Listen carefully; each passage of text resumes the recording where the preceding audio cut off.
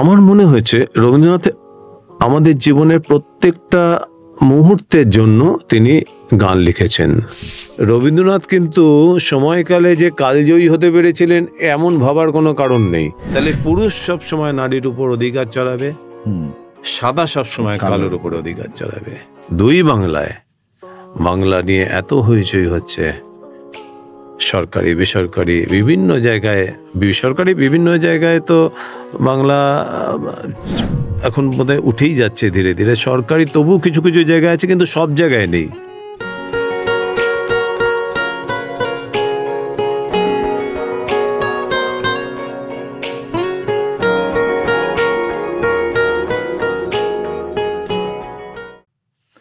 স্বাগত জানাচ্ছি কাব্যিক অডিও বুক ও পডকাস্টের নিয়মিত আয়োজনে।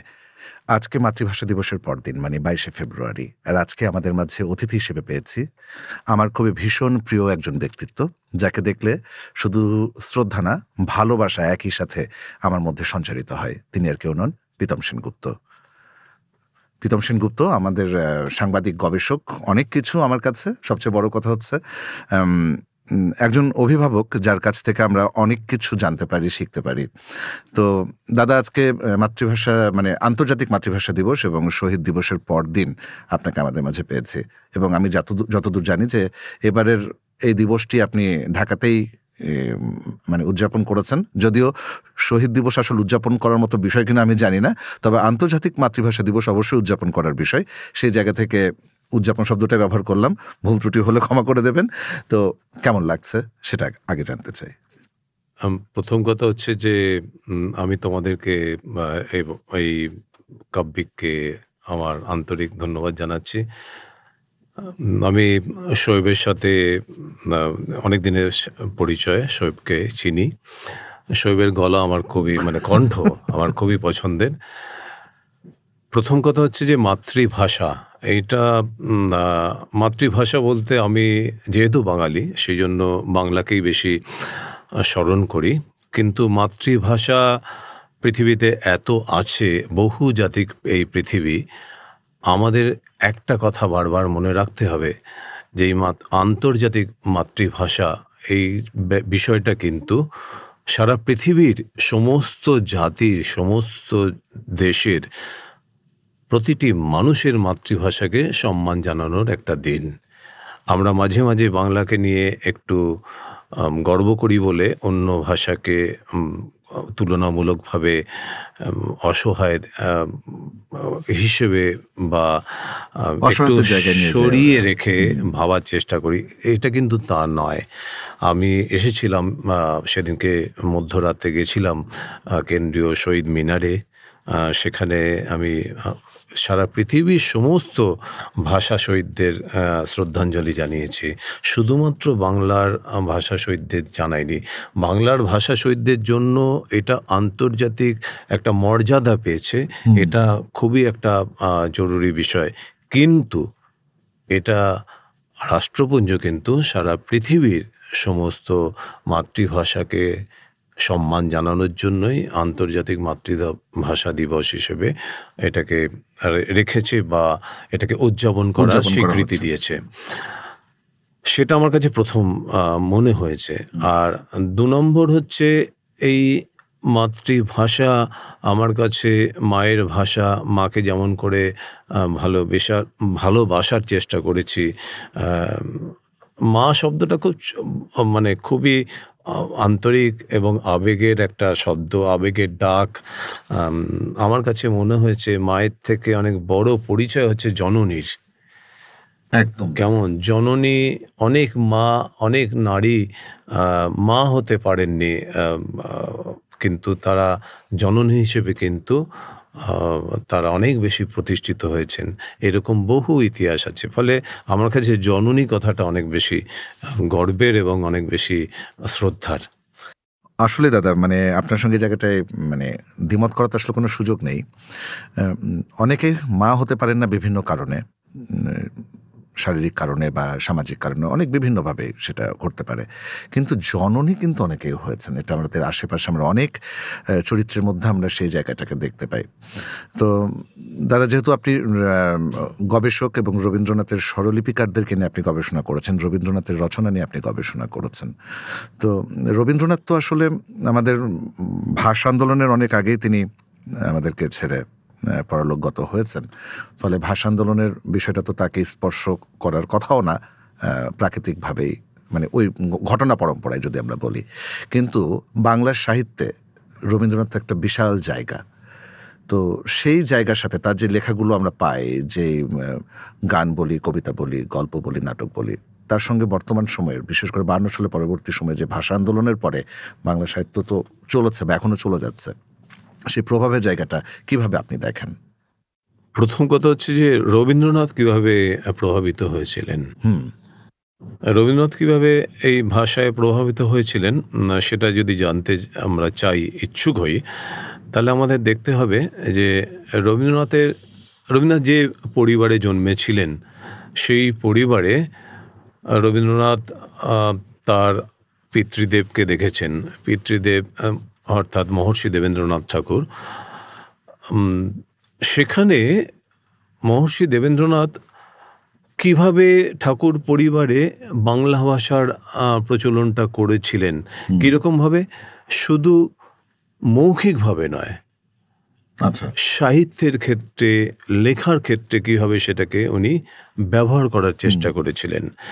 তো আমি এই প্রসঙ্গে মনে হয় 2-3টে উদাহরণ দেব। এক হচ্ছে রবীন্দ্রনাথের মেজদা সত্যেন্দ্রনাথ ঠাকুর। তিনি বাংলার প্রথম বা ভারতের প্রথম ICS হয়েছিলেন। ICS মানে সেই সময় ব্রিটিশদের অধীনে চাকরি করা এবং ইংরেজি জানা একজন সাহিবই বলা যেতে পারে, যা এখনও তার পরম্পরা আমরা দেখতে পাই বিভিন্ন আমাদের এই দুই দেশেই, মানে ভারত বাংলা দুই দেশেই আমলাতান্ত্রিক ব্যবস্থাপনায় তারা বহু লোক আছেন, এখনও আছেন, আমার অনেক পরিচিত লোকও আছেন, মানুষ আছেন, এই দেশেও আছেন, ও দেশেও আছেন। তারা বাঙালির সাথেও তারা বাংলায় কথা বলেন না, ইংরেজিতে কথা বলেন। তো এই প্রসঙ্গে আমার মনে হয়েছে যে সত্যেন্দ্রনাথ ঠাকুরের একটা আমার বাল্যকথা একটা লেখা আছে, সেটা আমি একটু পড়ে শোনালে বোধহয় তোমাদের কাছে খুব মানে পরিষ্কার হয়। জি দাদা, অবশ্যই। সত্যেন্দ্রনাথ বলছেন আমার বাল্যকথায়, কোনো কোনো দিন উপাসনান্তে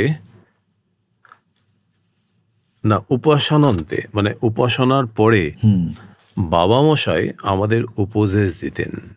বাবা মশাই মানে মহর্ষি দেবেন্দ্রনাথ।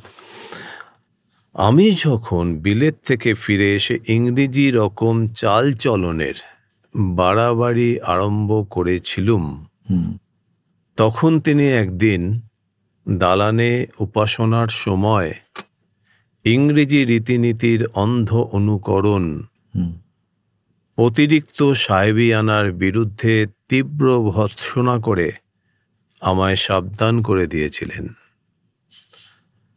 সে উপদেশটি আমার মনে চিরমুদ্রিত থাকবে। অসাধারণ। এই যে একজন ICS, প্রথম ICS, তার ভেতরে যে ওই ইংরেজি আনা, তার যে একটা সাহেবিয়ানার যে একটা কি বলবো ঔজ্জ্বল্য বা তিনি মনে করছেন, সেটাকে তার বাবা দমিয়ে দিয়ে বলছেন সেটা চলবে না, বাঙালিয়ানা চলবে, বাঙালিয়ানাটাকেই রাখা দরকার। এবং এই প্রসঙ্গে আরেকটা কথা বলি, যে শোনা যায় মহর্ষির এক জামাতা তাকে ইংরেজিতে চিঠি লিখেছিলেন বলে তিনি সেই চিঠি না পড়ে সরাসরি ফেরত দিয়েছিলেন। মাতৃভাষার প্রতি এমন প্রেম, এমন অনুরাগ, এমন ত্যাগের বিরল দৃষ্টান্ত জোড়াসাঁকো ঠাকুর বাড়িতে কিন্তু আমরা পেয়েছি। এবং এই পরিবারের ছোট ছেলে রবীন্দ্রনাথ সেই আদর্শে বা সেই পরিবেশের মধ্যে কিন্তু বড় হয়েছিলেন। এখন রবীন্দ্রনাথ যেভাবে বড় হয়েছিলেন এবং যে জায়গায় তিনি দাঁড়িয়ে এটা বলেছিলেন বা যেটা উনি দেখেছিলেন, সেখানে তো তার আগে বঙ্কিমি বাংলা চলতো। জি। কিন্তু রবীন্দ্রনাথ কিভাবে সেটাকে আমাদের সাধারণের বাংলা করবার কথা ভাবছেন, এটা আমাদের একটা গবেষণার বিষয়। যে রবীন্দ্রনাথ সেই যে সময়টাকে, সেই সময়টাকে নিয়ে তোমার আমার ভাষা নিয়ে এলেন। বিশেষ করে আমরা যারা রবীন্দ্রসঙ্গীত শুনি, গাই, চর্চা করি, আমাদের প্রত্যেকের কাছে কিন্তু রবীন্দ্রসঙ্গীত একটা আধুনিক গান। এখনো তোমরা জানো কিনা জানি না, অল ইন্ডিয়া রেডিও আকাশবাণী রবীন্দ্রনাথের গানের ক্যাটাগরিকে রেখেছে মডার্ন বেঙ্গলি সং হিসেবে। এটা আমি জানি দাদা। ঠিক আছে, তাহলে ভাবে দেখো যে রবীন্দ্রনাথ আজ থেকে 100-150 বছর আগে গান লিখেছেন, সেই গানটাকে আমরা আধুনিক পর্যায়ে ফেলছি। তাহলে রবীন্দ্রনাথের অবদানটা কতখানি, এবং রবীন্দ্রনাথ কী ধরনের বিপ্লব করেছেন এই ভাষা নিয়ে, যা আমরা ধরো শহীদ হওয়ার পরে আমরা হয়তো সেই জায়গায় সম্মানের জায়গাটা আরো বেশি করে দিতে পারছি, বা আমাদের ভেতরে সেই জায়গাটা এসেছে। কিন্তু বিপ্লবের শুরু কিন্তু তার আগে থেকে হয়েছে। সেটা কিন্তু সেই সময় যারা নবজাগরণের কালে যারা ছিলেন, তারা প্রত্যেকেই কোনো না কোনোভাবে তাদের এই বিষয়ে তাদের অবদান রেখে গেছেন। আর একটা ঘটনার কথা বলি, একটা ঐতিহাসিক সিদ্ধান্ত রবীন্দ্রনাথ নিলেন। 1937 সাল কলকাতা বিশ্ববিদ্যালয়ে সমাবর্তন অনুষ্ঠান হবে। কর্তৃপক্ষের আন্তরিক ইচ্ছে যে এই সমাবর্তন অনুষ্ঠানে রবীন্দ্রনাথ দীক্ষান্ত ভাষণ দেবেন। এখন রবীন্দ্রনাথকে আমন্ত্রণ জানানো হলো। রবীন্দ্রনাথ সানন্দে সম্মতিও জানালেন। এবারে সঙ্গে একটা ছোট্ট অথচ অনড় একটা শর্ত দিলেন। এই অনড় শর্তটায় তিনি বললেন যে তিনি বাংলাতেই ভাষণ দেবেন। সে সময় 1937 সাল, মানে ব্রিটিশ পিরিয়ড, যেটা অসম্ভব একটা ব্যাপার। একদম বিশ্ববিদ্যালয়ের ইতিহাসের এরকম নজির ছিল না। কারণ প্রতি বছর সমাবর্তন ভাষণ দেওয়া হয় ইংরেজিতে, সেটাই চল।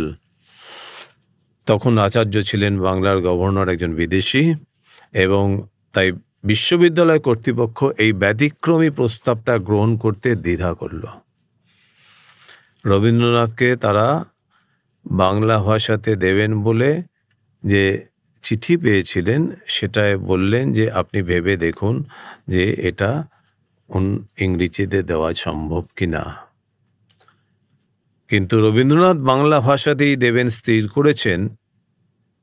এই বিষয়ে তিনি একেবারে অনড়। বিশ্ববিদ্যালয়ে তিনি বললেন যে বিশ্ববিদ্যালয়ের যদি কোনো আপত্তি থাকে বা অসুবিধে থাকে, তাহলে তারা যেন এই দায়িত্ব থেকে তাকে মুক্তি দেন। এক কথা সরাসরি উনি না করে দিলেন।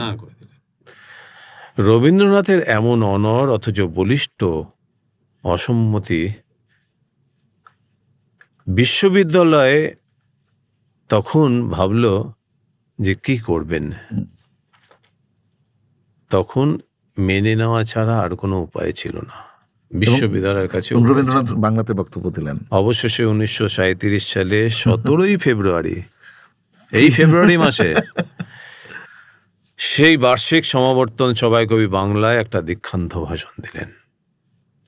এই ভাষণের মধ্যে দিয়ে এক নতুন নজির স্থাপিত হলো কলকাতা বিশ্ববিদ্যালয়ে।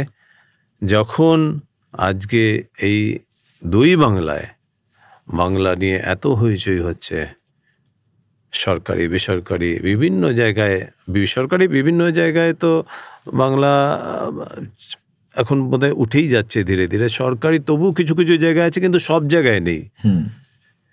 কিন্তু এই যে বাংলা ভাষাকে নিয়ে লাঞ্ছনা এবং পীড়ন চলছে, তখন রবীন্দ্রনাথের মতন এরকম দৃঢ়চেতা বলিষ্ঠ আজকের দিনে যারা বিদ্বজ্জন বা কবি সাহিত্যিক যাই বলো, তারা সেই সাহস দেখাতে পারছেন না। আচ্ছা দাদা, আপনার কাছে কি মনে হয় এই যে সাহস দেখাতে না পারার কারণটা কি হতে পারে? সাহস দেখাতে না পারার, দেখো, কারণ অনেক রকম হতে পারে। এক হচ্ছে বর্তমান বিশ্ব একটা ভোগবাদী বিশ্বে পৌঁছে গেছে। এখন ভোগবাদী বিশ্বে সাধারণ মানুষ থেকে আরম্ভ করে যারা অসাধারণ মানুষ, তারাও কিন্তু সেই জায়গায় পৌঁছে যায় এবং তারাও তার শিকার হচ্ছে। এই ভোগবাদটাকে যদি অস্বীকার করা যায় তাহলে কিন্তু এই বলিষ্ঠ আচরণগুলো আমরা রাখতে পারি। এখন আমাদের দু রকমের ভোগবাদ এবং আরেকটা জিনিস হচ্ছে ভয়বাদ। রাষ্ট্রকৃত ভয়ও আছে, রাষ্ট্রের দ্বারা নিপীড়ন আছে, পীড়ন আছে, বয়কট আছে, লাঞ্ছনা আছে। এগুলোকেও কিন্তু এখনকার যারা বুদ্ধিজীবী বলো বা বিদ্বজ্জন বলো, তারা কিছুটা ভয় পায় এবং সেটাকে সমীহ করে বলেই যাদেরকে আমরা মনে করি যে এদেরকে এই ধরনের আন্দোলনের বা কাজের সাথে যুক্ত হতে হবে বা তাদেরকে আমরা দেখতে চাই, সেটা দুই বাংলায়, উভয় বাংলাতেই আমি সেটার অভাব দেখছি। এটা কিন্তু অস্বীকার করার কোনো জায়গা নেই। না, আসলে তাই। কারণ হচ্ছে দাদা, সেদিন একটা সাহিত্য আলোচনায় একজন বলছিলেন রবীন্দ্রনাথ নজরুলের পরে আর আমরা সেভাবে কোনো লেখক সাহিত্যিককে পেলাম না। তো আজকে আপনার এই কথার সঙ্গে আমার কেন জানি ওই জিনিসটা রিলেটেড মনে হচ্ছে আর কি। এসছেন হয়তো, মানে এটা দুটো দিক হতে পারে। এক হচ্ছে পেলাম না মানে হচ্ছে সাহিত্যের মূল্যে, নাকি সাহিত্যের মূল্য ছাড়া সামাজিক মূল্যে যদি হয় তার একটা অন্য ভূমিকা, আর সাহিত্যের মূল্য হলে তার একটা আরেকটা ভূমিকা। দাদা, আপনি ঠিকই বলছিলেন যে কথাটা নিয়ে আমাদের আলোচনা হচ্ছে যে রবীন্দ্রনাথ এবং নজরুলের পরে তেমন কেউ আসেন, এবং এটাকে আসলে দুটো দৃষ্টিভঙ্গি থেকে দেখার যে বিষয়টা আপনি বললেন, তো সেই জায়গাটাকে যদি একটু আপনি বিস্তারিত বলতেন তাহলে আমাদের শ্রোতা এবং দর্শকদের জন্য সুবিধা হতো। দেখো, সাহিত্যের মূল্যে সাহিত্য তো কখনো থেমে থাকে না, সাহিত্য চলতেই থাকে। এখন আমরা কেউ তো রবীন্দ্রনাথের সাথে বঙ্কিমের তুলনা করা হয়েছে, সেটা হয়তো ধরো গবেষণার ক্ষেত্রে, হ্যাঁ, গবেষণার জন্য প্রয়োজন হয় সেগুলো। তেমনি ধরো রবীন্দ্রনাথ নজরুলের পরে এখনকার আধুনিক যুগে যারা করছেন, যে ধারাটা বয়ে এসছে বা বয়ে যাচ্ছে, সাহিত্যের মূল্যে আমার মনে হয়নি কখনো সেটা পিছিয়ে যাচ্ছে। হয়তো তুমি বলবে যে এখন কি আমরা সেই ধরনের কোনো কালজয়ী সাহিত্য পাচ্ছি?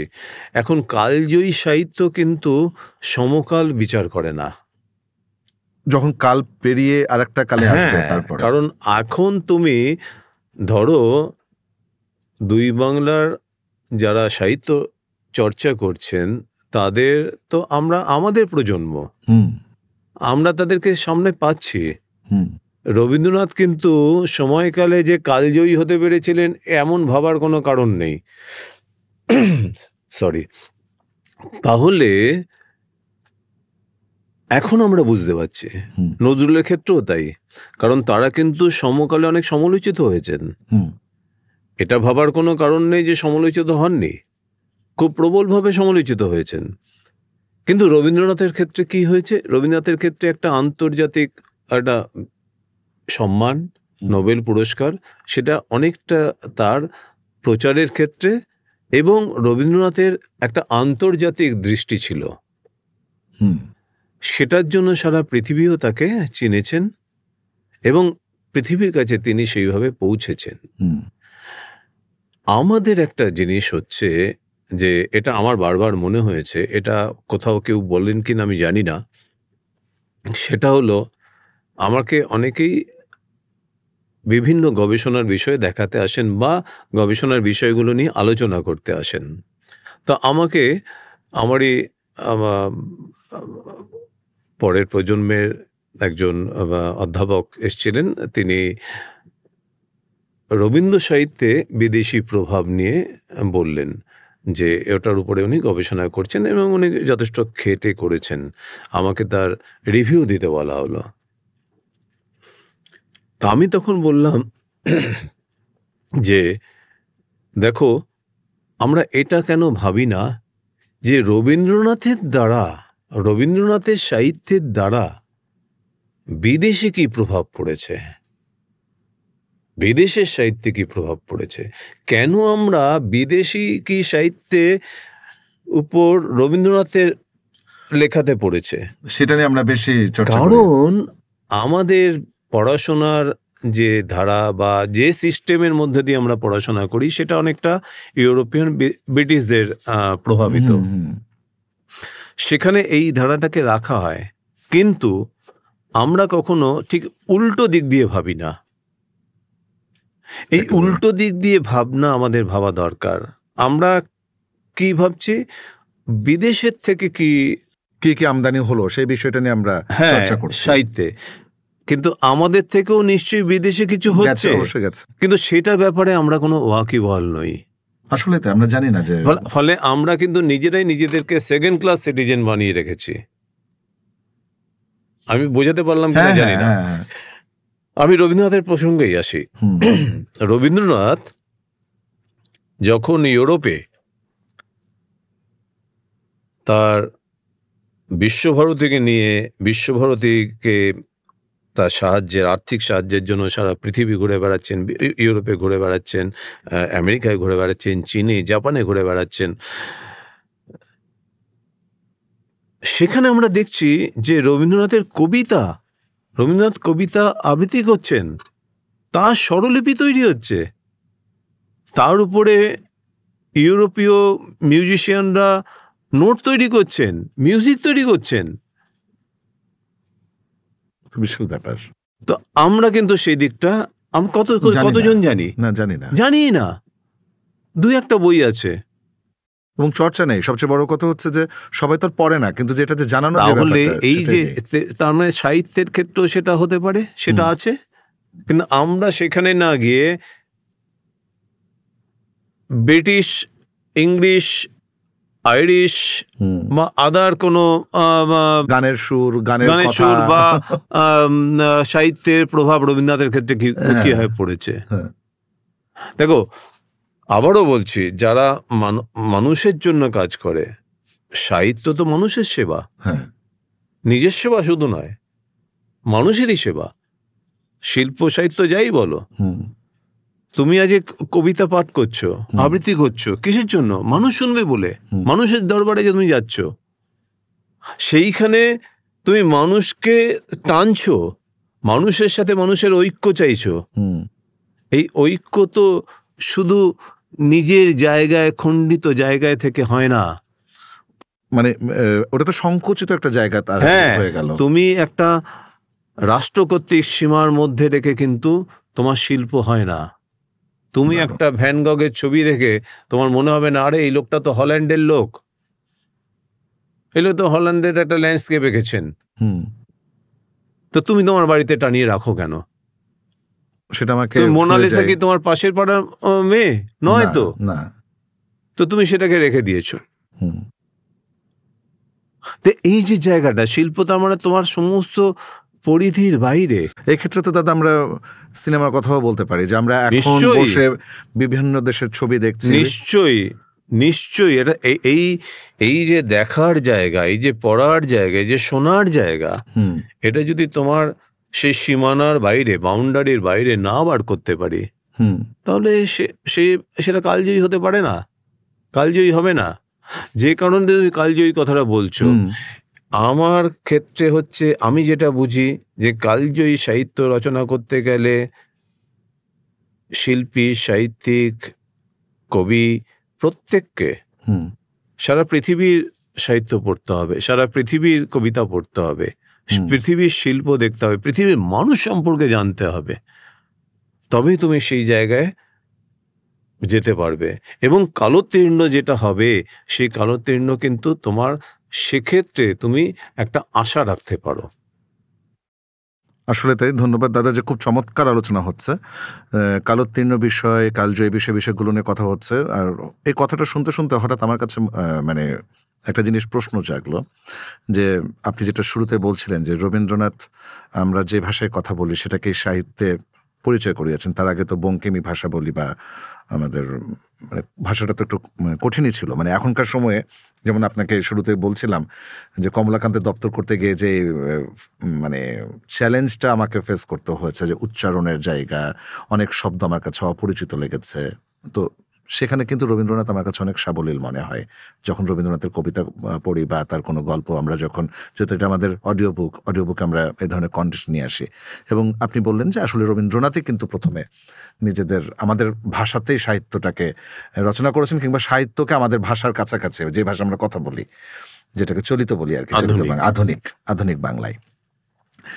তো এটা আর মানে আমি যে আসলে যেটা জানতে চাইছি যে যেহেতু ফেব্রুয়ারি মাস ভাষার মাস বলি, ভালোবাসার মাসও বলি, এবং বাঙালি তরুণ সমাজ ভালোবাসার কথা বলতে গেলে কিন্তু রবীন্দ্রনাথের কাছে কৃতজ্ঞ হয়ে যায়, বা রবীন্দ্রনাথকেই তার কাছে স্মরণ হন বাঙালি তরুণ যুবক শ্রেণী। তো সেই বিষয়ে আপনার কাছ থেকে কিছু কথা শুনতে চাই। দেখো, রবীন্দ্রনাথ মানে চির আধুনিক। এটা আমি এই কথাটা ব্যবহার করতে চাই, কারণ রবীন্দ্রনাথ একটা মস্ত বড় আমাদের কাছে একটা মস্ত বড় জায়গা দিয়ে গেছেন। বা একটা, আমি কিছুদিন আগে একটি বড় পত্রিকায় লিখেছিলাম, যখন বাংলার মাটি বাংলার জল এই নিয়ে, দেশ পত্রিকায় লিখেছিলাম, বাংলার মাটি বাংলার জল এই নিয়ে যখন বিতর্ক হলো আমাদের পশ্চিমবঙ্গে, তখন আমি দেশ পত্রিকায় লিখেছিলাম, আমাকে বলা হয়েছিল। তা সেখানে আমি লিখেছিলাম যে রবীন্দ্রনাথ একটা মস্ত বড় কথা বলে গেছেন, সেখান থেকে আমরা সরে আসতে পারি না, যে আমার গান বাঙালিকে নিতে হবে। তো ওনার ভেতরে এতটা আত্মবিশ্বাস ছিল কি করে? আর কোনো কবি কথা বলে যেতে পারেন। আমরা তো অতুল প্রসাদের গান শুনি, নজরুলের গান শুনি, দ্বিজেন্দ্রলাল রায়ের গান শুনি, আমরা রজনীকান্ত সেনের গান শুনি, আরো অনেকের গান শুনি, অনেক বাঙালি কবিদের গান শুনি। রবীন্দ্রনাথ এই কথাটা বললেন কি করে? আমার মনে হয়েছে রবীন্দ্রনাথ আমাদের জীবনের প্রত্যেকটা মুহূর্তের জন্য তিনি গান লিখেছেন। তিনি কি আমার কথা ভেবে লিখেছেন? না তো। তোমার কথা ভেবে লিখেছেন? ওর কথা ভেবে লিখেছেন? না তো। তিনি যে গান লিখেছেন সেটা তার কথা, কিন্তু যখন তিনি পরিবেশন করছেন গানটাকে, সার্বজনীন হয়ে উঠছে। হ্যাঁ, এই সকলের মধ্যে নিয়ে গেছেন সেটাকে।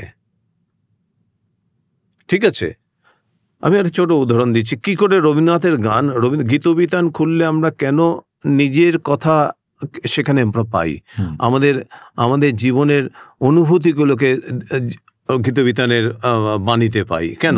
রবীন্দ্রনাথের গানকে আমি বাণী বলি বিশ্বাস করি, মানে রবীন্দ্রনাথের গানকে আমি, গানের কথাকে বাণী বলেই আমি বিশ্বাস করি। বহুদিন আগে আমার এক পরিচিত, আমার এক দিদি স্থানীয়, তিনি তার বিয়ে হচ্ছে। তো এই বিয়ের ক্ষেত্রে অসবর্ণ বিয়ে হিন্দু সমাজে, তাতে বাড়িতে অনেক সমস্যা হচ্ছে ওই বিয়ে নিয়ে, যদিও এটা ভালোবাসা করে বিয়ে, প্রেমজ বিয়ে। সমস্যা হচ্ছে পাত্রপাত্রী দুজনেই খুব দোলাচলের মধ্যে আছেন, এটা কিভাবে বাস্তবায়িত করা যাবে ইত্যাদি ইত্যাদি। তো তিনি আমাকে বললেন, আমি বললাম কি করলে তোমরা তাহলে, তারপরে তোমরা কিভাবে মানে সিদ্ধান্তে এলে যে না আমরা এটা করবই? তোমরা কোন আদর্শে এটা বলিয়ান হলে? তখন উনি বললেন যে জানো, আমার হাতের কাছে, আমি একদিন বসে আছি একাকী ঘরের মধ্যে, হাতের কাছে গীতবিতান রয়েছে, ঢাকা আছে আমার টেবিলের উপরে, আমি বসে আছি খুব চিন্তিত, দুঃখিত, মানে ব্যথিত, বেদনে বসে আছি। আমি ভাবলাম যে আমি গীতবিতানটা খুলে দেখি, যে গানের লাইনটা আসবে সেটাকে আমি জীবনের ব্রত করে নেবো, আগামী জীবনের। তা আমি পৃষ্ঠাটা উল্টাতেই যে গানটা এলো, সেই গানটা হচ্ছে যা হবার তা হবে, যে আমারে কাদায় সে কি এমনি বসে রবে। বাহ! এই যে সিদ্ধান্ত, ওই গানটা থেকে উনি ওনার জীবনের চলার পথে একটা সিদ্ধান্ত নিলেন। এইখানেই হচ্ছে রবীন্দ্রনাথ আধুনিক। আসলে তাই। এখানেই রবীন্দ্রনাথ আমার রবীন্দ্রনাথ, তোমার রবীন্দ্রনাথ, তার রবীন্দ্রনাথ, আমাদের সকলের রবীন্দ্রনাথ। এই কারণেই আমরা রবীন্দ্রনাথকে সুখে দুঃখে শোকে বিভিন্ন সময় আমরা তার গানকে আশ্রয় করে চলি, তার কবিতাকে আশ্রয় করে চলি, তার কারণ আমরা সেখানে নিজেকে খুঁজে পাই। আমি নিজেকে যদি খুঁজে না পেতাম তাহলে সেখানে আমি যেতাম না, আমি তার দুয়ারে যেতাম না। এই যে তার দুয়ারে ভিক্ষা নিতে আসি, এই তার দুয়ারে ভিক্ষা নিতে আসাটাই আমাদের কাছে কিন্তু একটা বড় সম্পদ। আমরা এমন এই উপমহাদেশে এই ধরনের কোনো কবির কাছে আমরা এতটা নির্ভরশীল হতে পারিনি। আসলে তো একদম আপনি যথার্থই বলেছেন। কারণ যখনই কোনো অনুষ্ঠানের, বিশেষ করে আমি যেহেতু আপনি জানেনই যে আমি অনুষ্ঠানের সঙ্গে যুক্ত, বিভিন্ন ধরনের জড়িত থাকি, যখন স্ক্রিপ্ট করার কথা মাথায় আসে প্রথমে কিন্তু মাথায় রবীন্দ্রনাথ ঘোরাফেরা করে। তারপরে হয়তো বা বিষয়ভিত্তিক যখন হয় বিশেষ করে, আর যখন অন্য কোনো কবিকে নিয়ে কাজ করতে হয় তখন তো সেই জায়গাতেই আমাকে যেতে হয়, তখন তো আর এখানে আসতে পারি না। কিন্তু তারপরও দেখা যায় অনেক সময় সেখানে রবীন্দ্রনাথ ঢুকে পড়ে। যখন মানে আমি একেবারে খোলাখুলি বলি, নজরুলকে নিয়ে যখন প্রোগ্রাম করতে যাই তখনও কিন্তু মাঝে মধ্যে আমাকে রবীন্দ্রনাথের কাছেও ছুটে যেতে হয় স্ক্রিপ্ট তৈরি করার ক্ষেত্রে, যেহেতু ওনারা সমকালীন, সমসাময়িক এবং লেখার মধ্যে কোথায় যেন একটা সংযোগ রয়েছে আছে। নজরুল তো নিজেই স্বীকার করেছেন, নজরুল তো নিজেই ওনাকে মানে ওরকমভাবে সম্মান করতেন, শ্রদ্ধা করতেন। ফলে ওনাকে বাদ দিয়ে নজরুল বা ওনাকে বাদ দিয়ে অতুল প্রসাদ বা ওনাকে বাদ দিয়ে ডিএল আমরা ভাবতে পারি না। কারণ হচ্ছে, আমি তোমাকে আবারও বলছি যে রবীন্দ্রনাথ আমাদের জীবনে সমস্ত জায়গায়, সমস্ত দিক ঘিরে আছেন। রবীন্দ্রনাথ উৎসব তৈরি করছেন, শান্তিনিকেতন হওয়ার পরে উৎসব তৈরি করছেন। সেই উৎসব, ধরো কোনো একটা উৎসব হিন্দুর উৎসব, কিন্তু সেটা তিনি জনসাধারণের উৎসব, মানুষের উৎসব করে দিলেন। একটা ছোট্ট উদাহরণ, সেটা হচ্ছে ধরো হোলি, রং মানে দোল খেলা, তিনি বসন্ত উৎসব করে দিলেন। এই যে মানে রবীন্দ্রনাথ এই যে সামগ্রিকভাবে দেখার চেষ্টা করেছেন মানুষের সাথে, আজকে আমাদের পৃথিবীতে সবচেয়ে বড় ক্রাইসিস, মানুষের সাথে মানুষের মিলনে একটা ফাঁক থেকে যাচ্ছে। জোড়া সাঁকোটা কোথাও, এই মানুষ একটা মানুষের সাথে আরেকটা মানুষের যে জোড়া সাঁকো ছিল, সেই সাঁকোটা নড়বড়ে হয়ে যাচ্ছে, ভেঙে যাচ্ছে।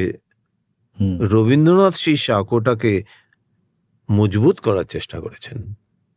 আসলে তাই, এই মজবুত করার চেষ্টা করেছেন বলেই রবীন্দ্রনাথ এখনো প্রাসঙ্গিক। কিন্তু রবীন্দ্রনাথকে যথার্থভাবে আমরা নিচ্ছি না, যথার্থভাবে রবীন্দ্র চর্চা হচ্ছে না। এটা আমার কাছে একটা বড় পীড়াদায়ক ঘটনা। সবাই আমরা একসময় এই বাংলাদেশে, আমার পরিচিত মানুষজনরা বলতেন যে রবীন্দ্রনাথ আমাদের কাছে বিনোদন নয়, রবীন্দ্রনাথ আমাদের কাছে আন্দোলন। একটা মহৎ কথা, কারণ ৭১-এ যা ওপারের বাঙালি পায়নি, ওপারের বাঙালি একটা স্বাধীনতা পেয়েছে, এপারের বাঙালি দুটো স্বাধীনতা পেয়েছে। অসাধারণ দাদা। আসলে যেটা বলছিলেন যে জোড়া সাঁকোর যে ব্যাপারটা, সেটা সাহিত্যের মাধ্যম দিয়ে রবীন্দ্রনাথ ঘটিয়েছেন। তবে বর্তমান সময়ে একটা বিতর্ক আমরা দেখতে পাই, যখন এপার বাংলা ওপার বাংলা, যদিও শব্দটা আমারও বলতে ভালো লাগে না, বিশেষ করে বাংলা তো বাংলাই, বাংলার মাটি বাংলার জল, বা যে কথাটা শুরু করেছেন আপনি সেই জায়গা থেকেই।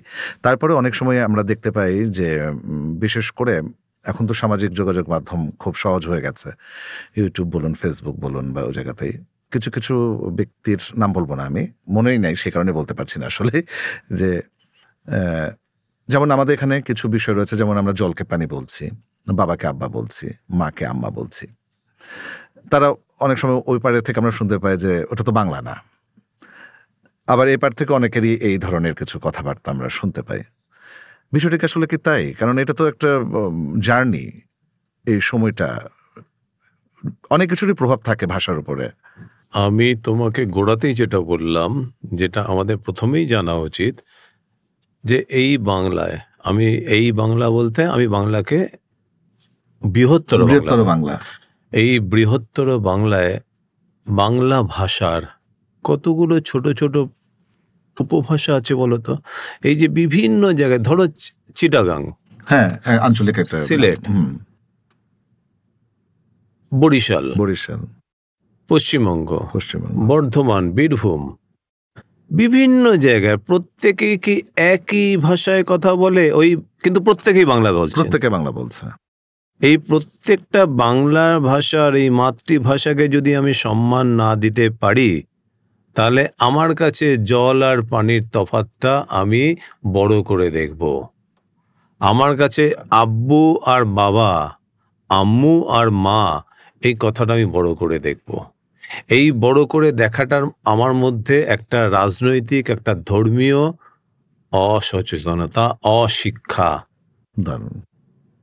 আমি যদি এটাকে আলাদা করে দেখতে চাই, তাহলে আমি কোথাও একটা সাংস্কৃতিক দিক দিয়ে পিছিয়ে আছি, অবশ্যই।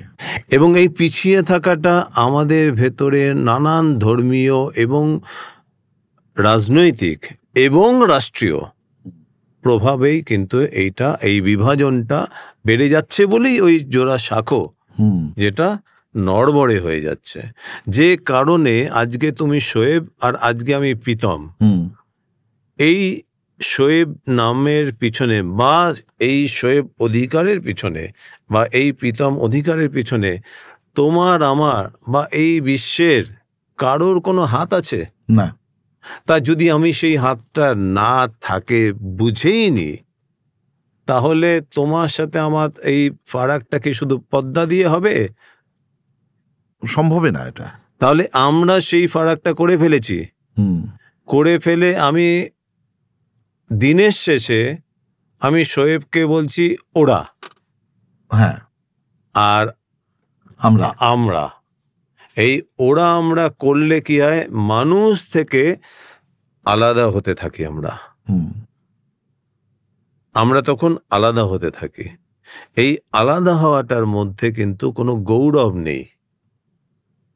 এই গৌরব না থাকার জন্য পৃথিবীতে এত হানাহানি, এত সংঘাত, এত সন্দেহ। এগুলোর কোনো প্রয়োজন ছিল না। আমরা প্রকৃতির দাস, আমরা প্রকৃতি থেকে এসেছি। প্রকৃতি কিন্তু তোমার জন্মের আর আমার জন্মের মধ্যে কোনো ফারাক দেয়নি। তুমি কালো, আমি সাদা, ও নারী, ও পুরুষ, কারোর কোনো হাত আছে না। তো এই শিক্ষাটা আমরা কেন দিই না? এই শিক্ষাটা যদি আমরা না দিতে পারি, তাহলে পুরুষ সবসময় নারীর উপর অধিকার চালাবে, সাদা সবসময় কালোর উপর অধিকার চালাবে। এবং এই চড়াতে গিয়েই কিন্তু আজ সারা পৃথিবী অশান্ত হয়ে আছে। অথচ তুমি বলবে পৃথিবী কিন্তু অনেক এগিয়েছে, চাঁদে যাচ্ছে, মঙ্গলে যাচ্ছে, অনেক কিছু আবিষ্কার করেছে। একটা পদ্মার উপরে বড় সেতু হয়েছে, একটা বুলেট ট্রেন আসছে। আবার আপনি এআই চলে এসেছে, আপনি যা ভাবছেন সেটা। এগুলো কিন্তু মানবিক দিক দিয়ে মানুষের ক্ষেত্রে বিকাশ যেটাকে আমরা বলি, সেটাকে রুদ্ধ করে দেয় না। সেটা হচ্ছে টেকনোলজিক্যাল, প্রযুক্তির শ্রীবৃদ্ধি। কিন্তু জ্ঞানের যে জ্ঞান আমাদের মানুষ করবে, সেই জ্ঞানে আজ আমি বুলেট ট্রেনে যাচ্ছি, আমার পাশে যদি কোনো মুসলমান ছেলে বসে বা মুসলমান মেয়ে বসে, আমার তার উপরে আমি একটু বিরক্ত বোধ হব। বা যদি একটা মুসলমানের পাশে আমি যদি হিন্দু যাচ্ছি, ফ্লাইটে যাচ্ছি, প্রায় 800 কিলোমিটার বেগে যে ফ্লাইট যাচ্ছে 34,000-35,000 উপরে ফিট দিয়ে, তখনও আমি ডিফারেন্সিয়েট করছি, অথচ কিন্তু আমি এটা আধুনিক যন্ত্রে যাচ্ছি। এখানে আমি দ্বিচারিতা। একটা ঘটনা একটু শেয়ার করতে চাই দাদা। আপনি তো হাতিয়া দ্বীপের নাম শুনেছেন নিশ্চয়ই। বাংলাদেশের একটা প্রত্যন্ত দ্বীপ অঞ্চল, নোয়াখালী জেলার মধ্যে পড়েছে। তো সেখানে কর্মসূত্রে আমি 1.5 বছর ছিলাম। তো সেখানে যেতে হলে আপনার সি ট্রাক অথবা লঞ্চে যেতে হয়, নৌযান ছাড়া ওখানে তো দ্বীপ যেহেতু বুঝতেই পারছেন সম্ভব না। তো একবার আমি মাছ ধরার ট্রলারে করে যাচ্ছি বিকেলবেলা। তো পথের মধ্যে আকাশ বেশ তখন ভাটার সময়, সাগরের দিকে পানি চলে যাচ্ছে, সন্ধ্যা হয়ে আসছে, এই সময় ট্রলারের তেলটা ফুরিয়ে গেছে। মাঝিরা একটু আতঙ্কিত, তারা পালটাল তুলে কোনোভাবে একটা তীরে ফেরার চেষ্টা করছে, কিন্তু আমরা দেখতে পাচ্ছি দূর থেকে যে সামনে সাগরের মুখ দেখা যাচ্ছে আর কি, ধীরে ধীরে, যদি অনেক দূরে কিন্তু ধীরে ধীরে স্পষ্ট হচ্ছে।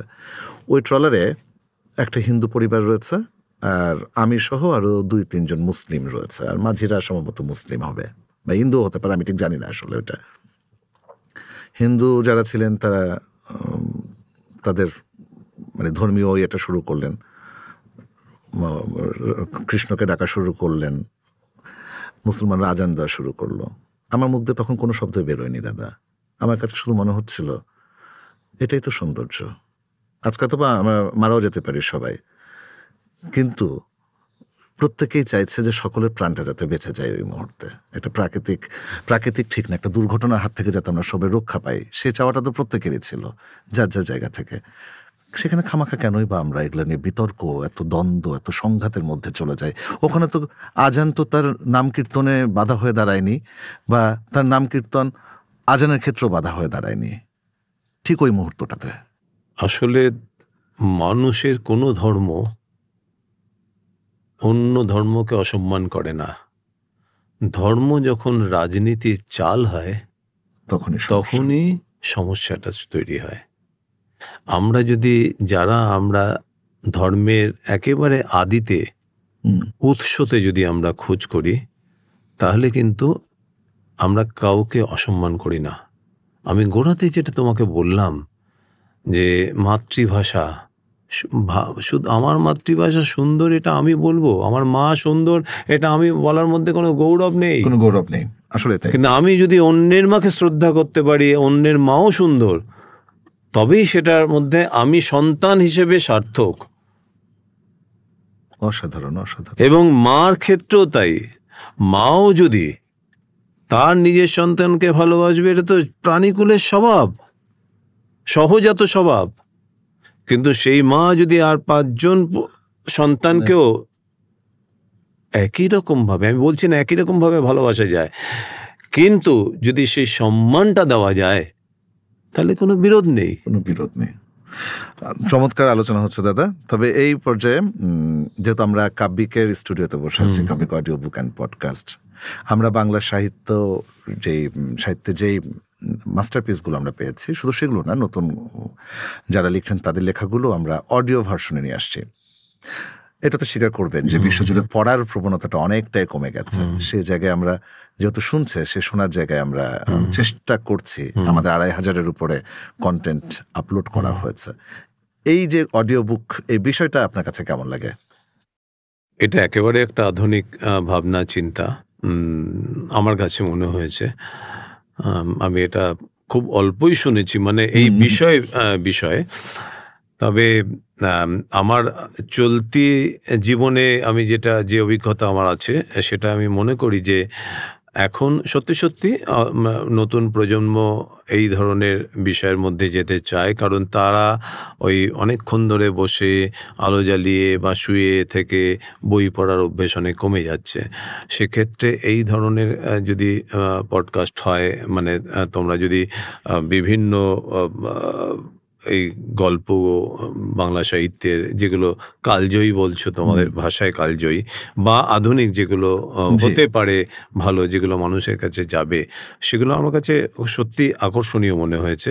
আর 2 নম্বর হচ্ছে, এটার সাথে সাথে আমার মনে হয় এই কাজগুলো তোমরা যদি স্কুলের বাচ্চাদের, মানে বিশেষ করে স্কুলে যাদের নতুন এই সাহিত্য নিয়ে পড়াশোনার জায়গাগুলো তৈরি হচ্ছে, সেখানে যদি তোমাদের এই চ্যানেলের মাধ্যমে পৌঁছাতে পারো এবং মাস্টারমশাইদের সাথে, টিচারদের সাথে যদি কথা বলে, সেখানে তাদের যদি সময় নিয়ে এটাকে কোনোভাবে, ধরো তুমি চাঁদের পাহাড়, বিভূতিভূষণের চাঁদের পাহাড়, বা তুমি ধরো কোনো একটা এরকম কালজয়ী উপন্যাসকে নিয়ে তুমি তোমাদের ছুটি হতে পারে, বা ছোট গল্প যেগুলো আছে সেগুলো হতে পারে।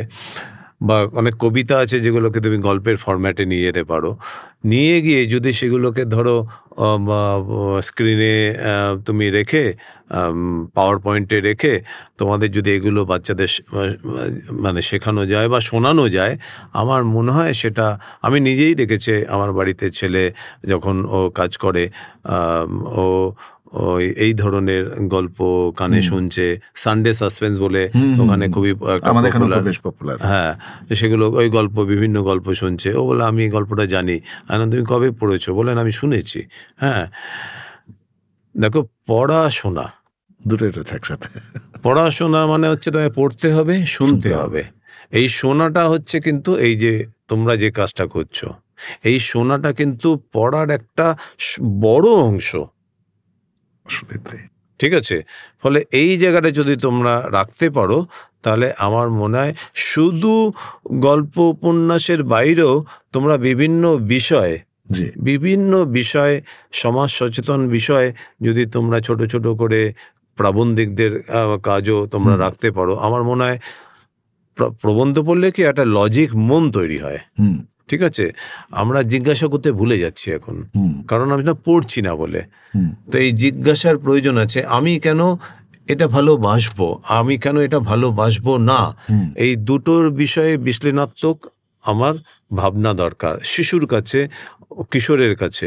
ঠিক আছে? ফলে সেইগুলো নিয়েও আমার পরামর্শ যদি তোমরা চাও, তাহলে তোমাদের এই ধরনের বেশ কিছু প্রবন্ধ আছে, যে প্রবন্ধগুলোকে নিয়েও তোমরা কিন্তু কাজ করতে পারো। মানুষের কাছে মানুষ প্রশ্ন করতে শিখুক, নিজের কাছে আগে শিখুক। আমি নিজের কাছে প্রশ্ন করতে না শিখলে আমি সমাজের কাছে প্রশ্ন করতে পারবো না। আসলেই তাই। চমৎকার দাদা, আপনার কাছে আমরা ভীষণ কৃতজ্ঞ যে আজকে আপনি আমাদের মাঝে এসেছেন। আমরা একেবারে কিন্তু শেষ পর্যায়ে চলে এসেছি। যাওয়ার আগে দিয়ে আমাদের দর্শক শ্রোতার উদ্দেশ্যে যদি কিছু বলতেন, যদি এতক্ষণ সব কথাই দর্শক শ্রোতার উদ্দেশ্যেই ছিল।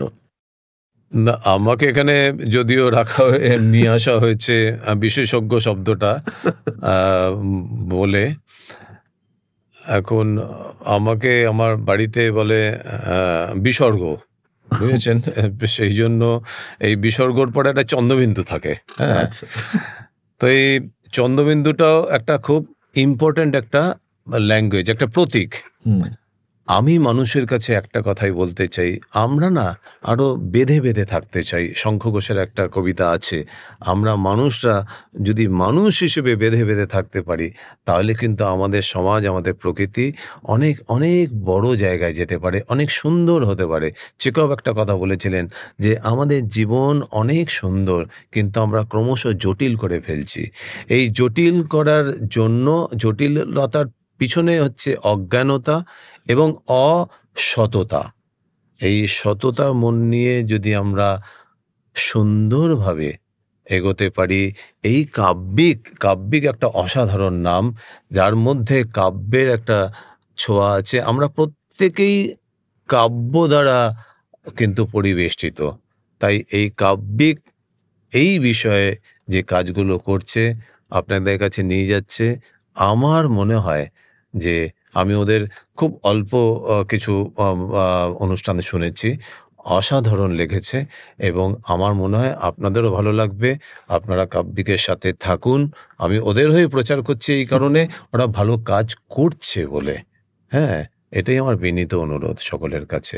আমরা জুড়ে জুড়ে থাকি, আমরা বেঁধে বেঁধে থাকি। ধন্যবাদ দাদা, চমৎকার।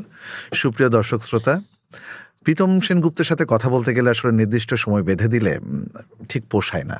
মনে হয় যে আরও অনেকক্ষণ কথা চলতে থাকুক। হয়তোবা সামনে আবারও তার সঙ্গে আমরা কথা বলার হয়তোবা সুযোগ পেতে পারি। তবে আমরা নিয়মিতভাবে আসবো আপনাদের সামনে। আমাদের সঙ্গে থাকুন, কাব্যিকের সঙ্গে থাকুন। বিদায়।